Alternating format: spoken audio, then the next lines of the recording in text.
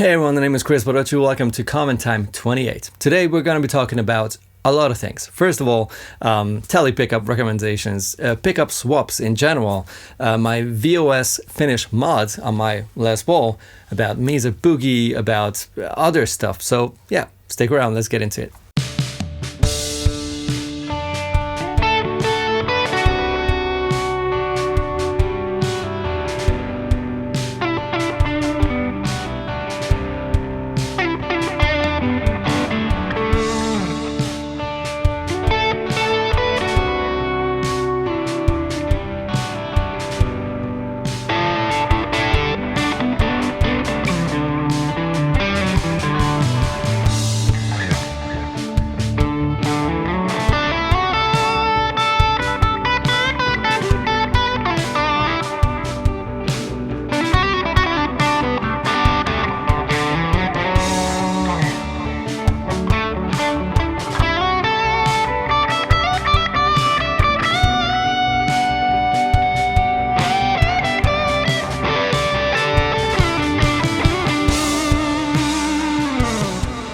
Two things before we get into the comments. First of all, if you enjoy these videos, make sure to subscribe to the channel. That would help me a lot.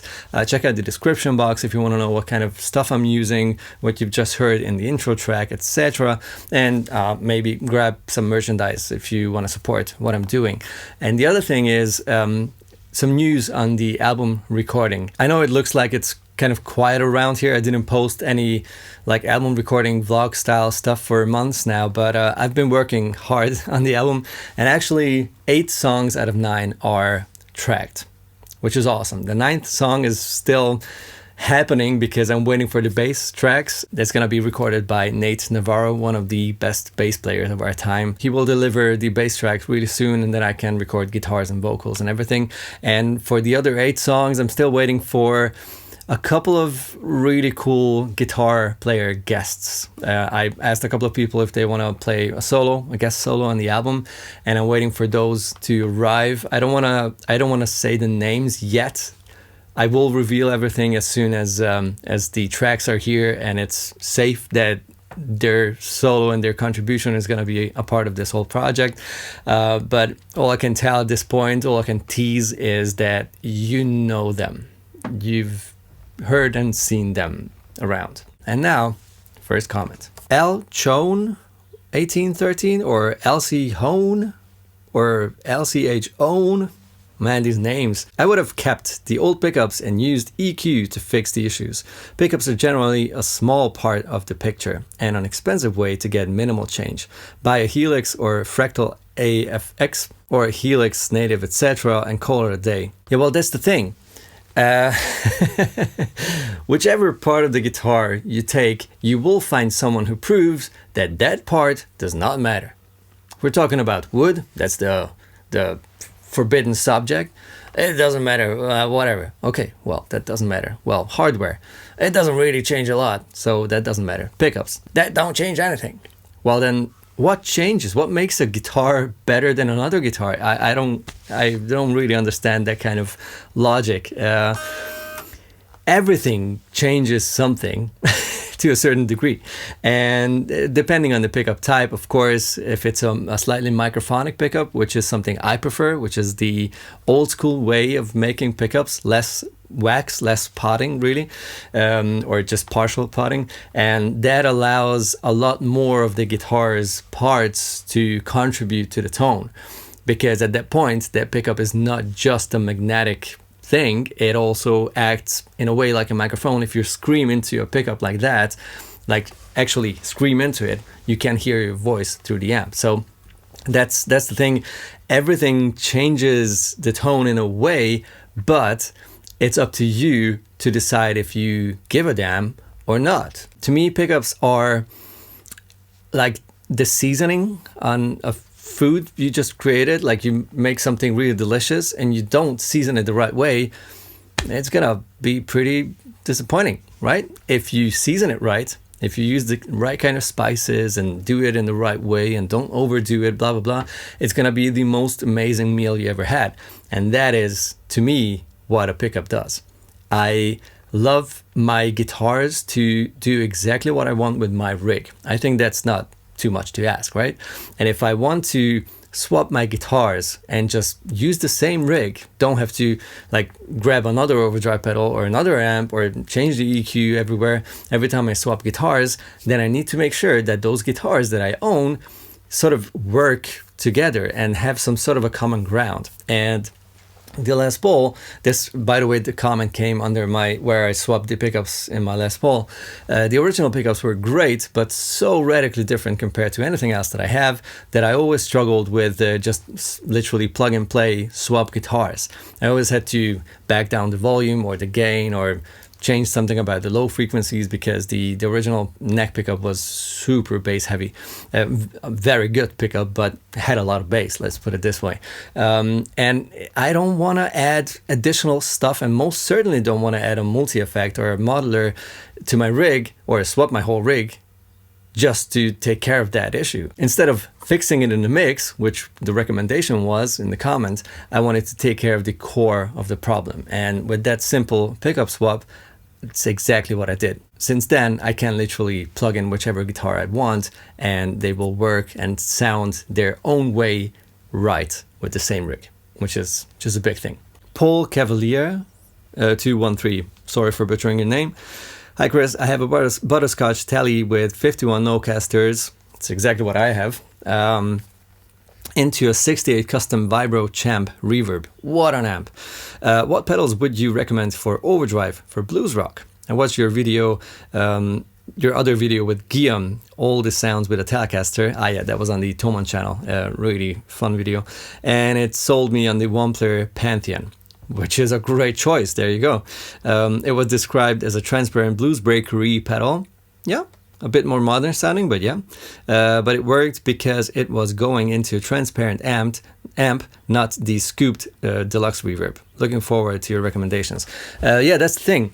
Anything blues breakery will sound amazing. Of course, if you grab like the original one, the Marshall reissue blues breaker, you'll have a bit sweeter tone, less presence, and especially less gain and less low end compared to the Pantheon, which is an amazing sort of chewy, nice and bluesy sounding pedal. So that's amazing. If you want to go a bit more in the rock direction, like still blues rock, but wider tone, more presence, more gain, more low end, the Toxic Twins, I mean, I've been using it for years now. A little bit overused it, I'm guilty, but I just cannot stop playing it. It's my kind of bluesy, rocky kind of pedal and stacks really well with other pedals. If you put anything mid-humpy before it, you have all the gain in the world and it sounds like rock. If you back the gain down, you have a much more sort of bluesy, sort of sweet drive tone. So that's amazing. If you want a bit more mid-range, mid-push, the Cornerstone pedals are amazing. For example, the Imperium is really, really cool. It has the Gladio on one side, Gladio sort of voicing on one side, and the Antique, which is much closer to a Tube Screamer, but it's much wider sounding. It's sort of a modded Tube Screamer, and you can stack them, so those will cover a lot of ground, for example. So that's awesome if you want a bit more mid-hump, mid-push, and so many other pedals, man. It's crazy. It's impossible to narrow it down to one or two pedals. There are so many good ones. I could name 20 pedals and we could all fall asleep by listening to me reading a long list. Of course, clone style pedals, all the clones, if you find one there that you really like, those work with Fender amps so well as well. So yeah, any of those.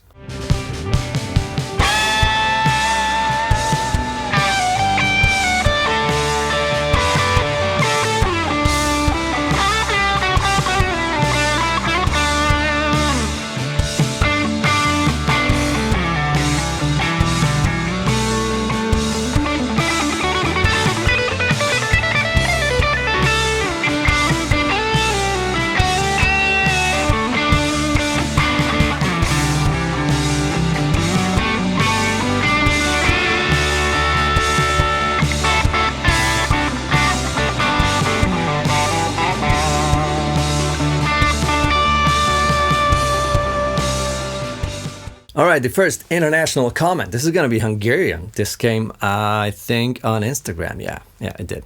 This one is from Huszák Gábor. Kedves Kris, Szeretnék információt kérni tőled. Vettem egy 51 Nocaster custom shop gitárt, nagyon jó hangszer, barátkozom a Blender elektronikával, de valahogy kipróbálnék benne egy modern kapcsolást is. A tervem, hogy egy az egyben kicserélem az elektronikát, hogy megmaradjon az eredeti is. Van egy videód a YouTube-on a saját gitárodról, ami elképesztően jól szól. Abban is modern elektronika van? Milyen hangszerük vannak benne? Van esetleg tipp, javaslat, amit érdemes tenni, hogy elhagyjam ezt a használhatatlan nyaki hangszínt az első állásban? Köszi előre is. You've seen the subtitles, but hey, let's sum it all up. Essentially, he bought a very similar guitar to mine, just with the vintage wiring, which means that in the next position, you only have the neck pickup, but with the tone rolled off. And that's not a very flexible tone, let's put it this way. You still have other options, of course, but you have to switch stuff in a different way to get a modern Tele tone. The first answer is these are the 51 Nocaster pickups, the Blackguard pickups, hand-wound custom shop pickups. So it's probably the same as what you have in your guitar. The wiring is different though. I ordered this guitar with the modern wiring, which means that well, first of all, it works exactly how you imagine, like neck pickup, middle position, both pickups, and then the bridge, 250k pots, normal .47 tone cap. It had the modern wiring, which means that the tone pot is connected to the input lug of the volume pot. And that is, well, it's nice, but I don't love it because when you turn down the volume, it gets all dull. And I use the volume knob all the time for more or less gain, and I don't want the EQ to change. So what I did is that I swapped the position of the cable where the tone pod connects to the volume pot. I just desoldered that one wire, and it's now hanging on the output lug. So yeah, my recommendation is to swap the whole thing. Leave it original. Don't mess with all these solder joints. Just solder it out. It's going to be 2 wires or 3, and just put it aside. Keep it in the original case or whatever, in case you want to put it back and transform the guitar back to its original state. And just buy all those 4 components that you need for another modern wiring. And this is what I would do for sure. Like 250k pots, .047 cap for the tone, a 3-way toggle, and the connection is pretty much modern except for that one little thing I mentioned. This one is from David Rees 1840. If you want something to criticize, just look at Baum's 1940s neck heel. Why do all these companies still do that shitty joint at the body where the point hits your palm and stops you from comfortably getting to the top frets? Makes no sense unless you're Fender and people want that. Here's a Baum. And this is not the Baum Celester. This is the Wingman, and it doesn't matter because it has the same kind of neck heel shape or whatever. This is that traditional plate, the normal like Fender style plate that you know from screwed on like bolt-on necks. And this is the corner that David talked about. This annoys him, and I get it. I understand when people really want like a sort of a rounded off corner here. I don't like that. That's the main thing. You cannot believe how many people don't mind a Tele just being flat, or a Les Paul Jr. not having any contoured things like under the arm or like a belly cut or whatever. It's just a lot of people loving the fact that you feel the guitar, that you have certain points where you just have an end point. I don't know if that makes any sense, but I love to feel the edge of the body of the guitar. If it's too sharp, too sort of square, that's not nice because that hurts, if you sweat and rub it a lot on stage or whatever. But that sounded nasty. But I don't mind it not being super rounded off. I don't know. It's just a taste thing. And a lot of people prefer a standard neck heel joint, including me. I love it. I never had any issues with getting up there. I feel it. Like this is exactly the spot where that corner of the neck heel hits my palm when I go up the upper frets. But I don't know if that's a problem. I think I think a lot of people just like it that way, and they don't want it even rounder and flatter and whatever, even though I understand that that's the natural evolution of guitars, of making things better, little steps at a time, making these curved and sort of disappear and whatever. If you're a modern shredder, I guess Baum guitars are not the best thing unless you're a modern shredder who does not like modern spec guitars, because all the practical things like tuning stability, weight, whatever, all those things are definitely factors that Baum and similar makers consider and take seriously and solve for sure. These little things that give you the vibe of stuff that stuff that feel old in a nice way, they don't mind that, and they just keep these. For example, the neck heel joint. International comment number 2. This is German this time, and this came also on Instagram from Roland Frutig. Hallo Kris, ich habe eine Strat mit Vintage-Hals, also ohne direkten Zugriff auf den Trussrod, so wie deine Tele. Ein Schraubenloch ist leider nicht mehr ganz so in Ordnung, etwas zu weit. Hast du einen Tipp, was ich da machen kann? Vielen Dank und Gruß, Roland. Let me grab the Tele again. Roland has a guitar, a Strat, that's very similar to mine, which means that you cannot set up the neck, the truss rod from this side. It's plugged, no access here. You have to remove the neck partially or completely to access this screw where you can actually change the tension on the truss rod. Of course, there are tricks. There are some tricky screwdrivers, and you can maybe even mod the guitar in a way that you can adjust it without loosening the neck. But usually, if you don't want to scratch stuff and you don't have special tools, you do have to undo these 4 screws and get the neck a little bit out of the pocket, and then you can actually set up the truss rod. And the way I understand the question, and correct me Roland if I'm wrong, but one of these screws is not tight anymore because of removing the neck a couple of times, I guess, and after a time the wood sort of thread that the screw creates gets kind of messy and loose and whatever. If you want to fix that in a quick way, you can just grab a couple of hardwood sort of sticks. You can get those sticks for like kitchen use, like if you want to do like a shashlik kind of thing, or even like tooth pick or whatever. If you find one that's actually hardwood and not just super cheap, super soft sort of wood, you can put a few of those in the hole and then tighten the screw. It's gonna help in a way, but I don't recommend doing that. It's more of a quick solution, not really tidy, not really long lasting. If you want to do it the right way, you need to use a wooden plug. You have to widen that hole and make the radius fit a wooden plug, and then use some wood glue, plug that in, let it dry, make it like cut it off, make it flush, and then sort of you have to re-drill a hole for the screw, and then the screw will hold tight. That's actually how you do it. That's the professional way, and definitely the long-lasting solution. Next one is from The Ages Band 9861. Okay, so I'm in the process of doing my Custom Shop 59 like yours. I've wet sanded it. Did you polish it with anything after you wet sanded it? Any info would be awesome. Thank you again. Great guitar. No, I didn't. I did exactly what I said in that video many moons ago. This was completely gloss, like a gloss finish, not VOS at all, and it was just too much. So I started wet sanding it with those micro mash pads.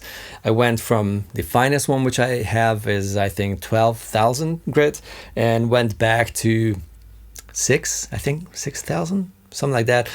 With every step, you wet sand, obviously, so you have to remove everything from the guitar. Then you do one round, you dry it off and see how it looks. If it's still too shiny, you go from 12,000 to 8,000 and check what's up, dry it off, see how it looks like. If it's still too shiny, then you go for 6,000. If it's still too shiny for your taste, go down to 4,000 or 3,600, whatever the next step is.